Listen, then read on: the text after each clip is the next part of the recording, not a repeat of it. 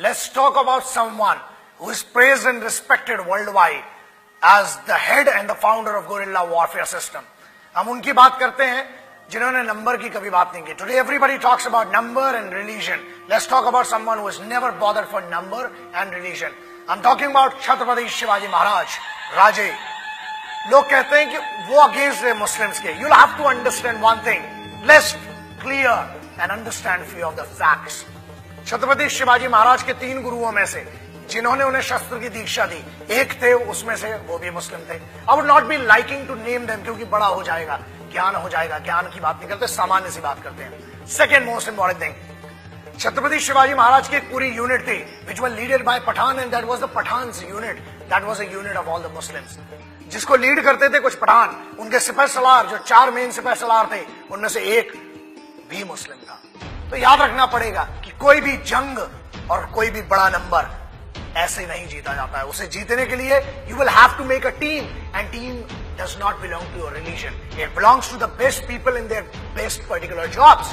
तो जो बेस्ट थे वो उनके साथ थे, और लेकिन उनकी खासियत यह थी कि जो बुरे भी थे उनको भी उनने रखा.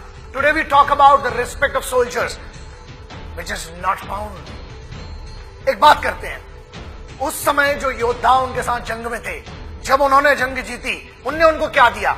लोग कहते हैं ना कि इंडिया रिच कंट्री क्यों होता है. For example, why they were so appreciated and why they were so lethal and why they wanted to do everything for the country, because of that right and the great leader Chhatrapati Shivaji Maharaj. उस समय जब उन्होंने जंग जीती, उन्हें एक एक आदमी को 12 तोला का एक एक कड़ा दिया गया सोने का. उनने तो नहीं पूछा कि हिंदू था कि मुसलमान था कि सिख था या ईसाई था.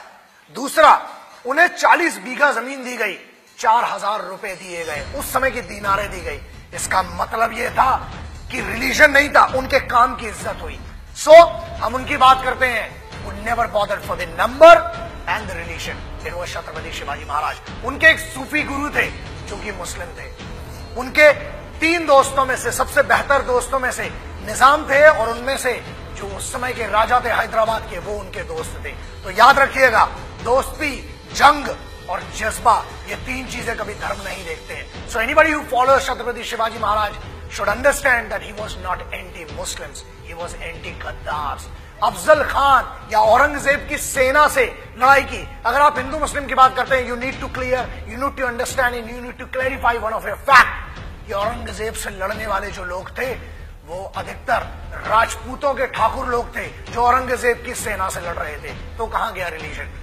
इसका कोई मतलब नहीं होता. ये सत्ता की लड़ाई थी, ये वर्चस्व की लड़ाई थी, परंतु छत्रपति शिवाजी महाराज ने कभी भी मुस्लिमों के खिलाफ लड़ाई नहीं की. 2 मुस्लिम राजा थे जिनके खिलाफ की. So it was not against the religion, it was against some गद्दार्स. तो याद रखिए, जंग में नियम सिर्फ एक ही चीज का होता है. कुछ योद्धा दूसरे योद्धाओं से लड़ते हैं, आप एक को सही और दूसरे को गलत साबित नहीं कर सकते. So Chhatrapati Shivaji Maharaj as a patriot, Chhatrapati Shivaji Maharaj as the founder of guerrilla warfare means a lot to me. And याद रखिए, ये वो छत्रपति शिवाजी है जिसके बारे में लगभग 32 देशों में गुरिल्ला वॉरफेयर सिस्टम पढ़ाया जाता है. विडंबना ये है कि भारत में उतना महत्व नहीं मिलता. कोई बात नहीं, हम जैसे पागल लगे हुए, और एक दिन ऐसे योद्धाओं को इस राष्ट्र का हर बच्चा सम्मान करेगा और इज्जत करना ही पड़ेगी, बिकॉज सच को बहुत समय तक दबाया नहीं जा सकता. जय हिंद, वंदे मातरम, इंकलाब जिंदाबाद, भारत माता की जय.